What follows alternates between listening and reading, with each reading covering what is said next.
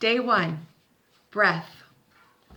The breath is a tool we usually always have available to us. It is a gift, a free gift. Let's take advantage of it.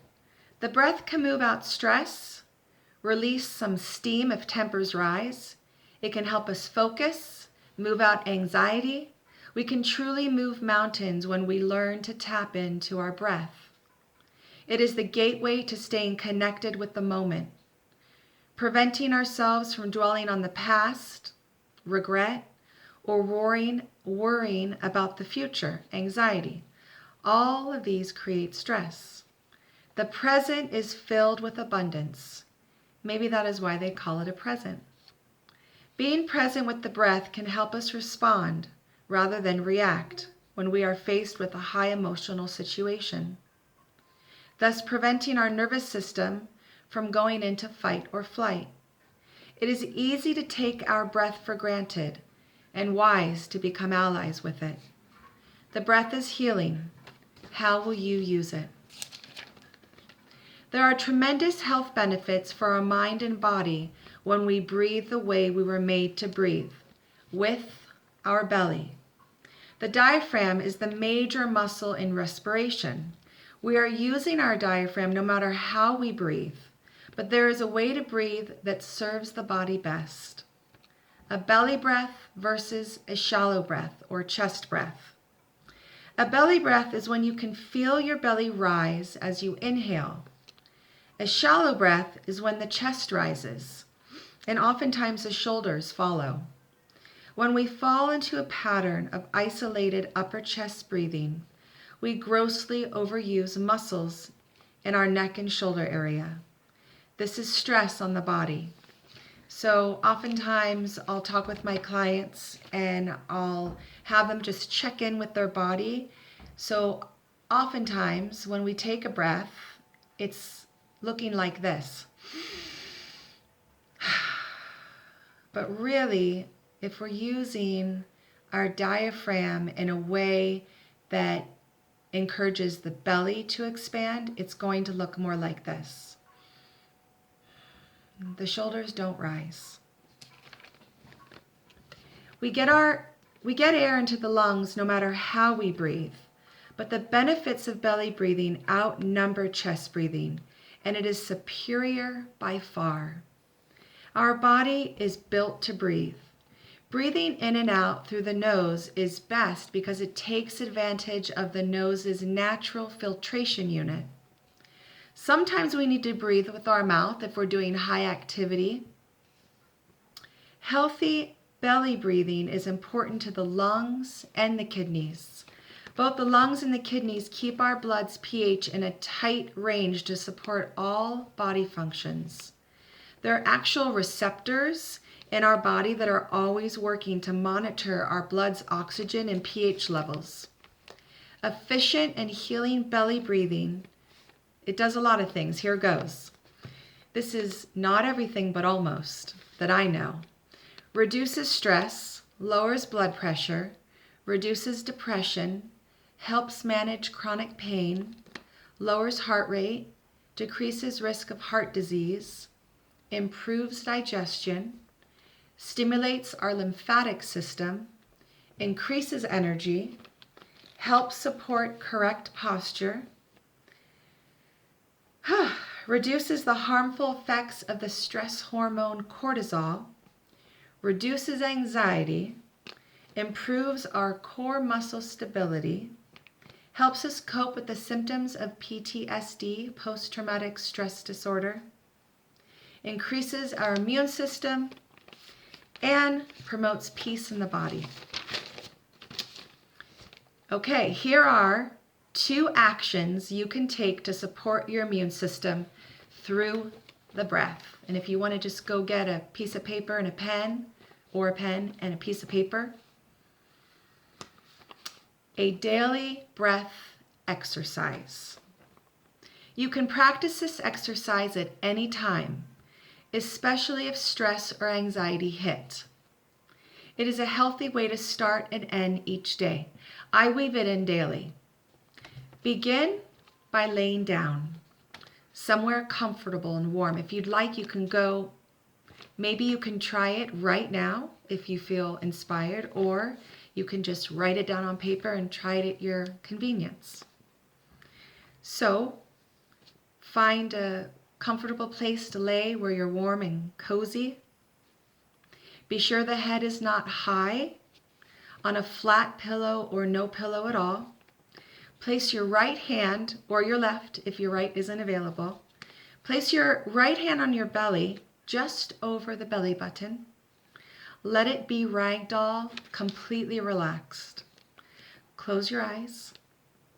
When you take one sensory away, it increases the other senses. Let the tip of the tongue rest at the roof of the mouth, just behind the teeth, and feel the jaw soften. Begin to breathe in and out through the nose.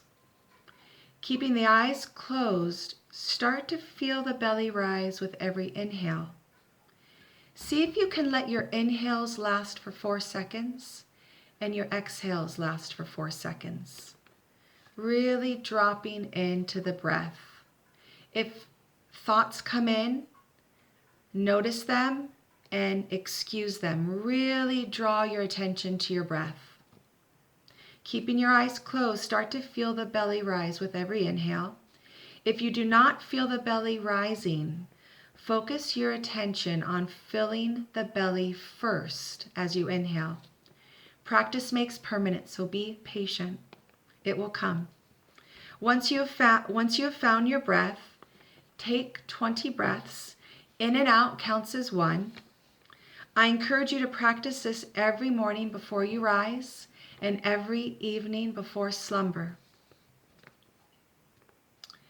If you feel really inspired to reap more benefits, breathe like this for 5 minutes or more. Belly breathing is often referred to as mindful breathing and also referred to as deep breathing. Number 2. Here's an antibiotic simmer you can prepare on the stovetop or in a crock pot. It purifies the air with its antibacterial and antiviral properties. Place, on the stovetop or in a crock pot with the lid off. So this antibiotic simmer is amazing and you can have fun with it. You can choose whatever scent you like. And you take 8 cups of water, preferably water out of the faucet or your filtered water, but definitely not bottled water because dioxin leaches into the water and we don't like dioxin. It's very cancer causing. So you take 8 cups of water, 3 cups of white vinegar. Apple cider vinegar is not a choice for substituting. White distilled vinegar. You're going to take a lemon and orange, slice them so they're circles. Take about 3 bay leaves, 3 little twigs of rosemary or sprigs, and also about 5 to 8 cloves, whatever you feel you want more of. If you want a little more clove, you can even put more than 8. And you're going to bring that all to a boil, and as soon as it begins to boil, you're going to turn it down to simmer, as low of a simmer as possible. I've made the mistake before keeping a kitchen window cracked open, and it will put that little simmer out. So definitely make sure your window in your kitchen isn't bringing a draft in. Also, be sure you shut the fire off at night, of course, and you can just start it back up in the morning. It's wonderful. It fills the room with a nice smell. But the best part about it is it's killing viruses and bacteria. And if you don't prefer the scent of citrus, try about 3 apples, 2 to 3 cinnamon sticks, some cloves, and you can even throw in some bay leaves if you feel inspired. Feel free to get colorful and try different things out. I think I told you everything. Be sure, of course, that you keep the lid off. You only need the lid when you want to get that boil going. And also, one more thing. When it drops to about half full, be sure to refresh it. Sometimes if you're enjoying yourself and you're in the moment, before you know it, it's really low and it can cause a burnt pot. So definitely when it's at least half low, refresh it with some more water and vinegar. Okay, so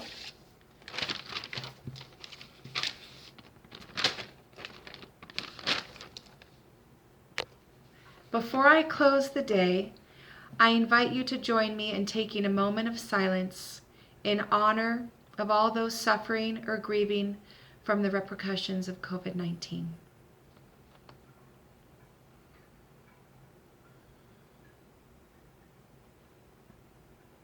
I also invite you to join me at 3 p.m.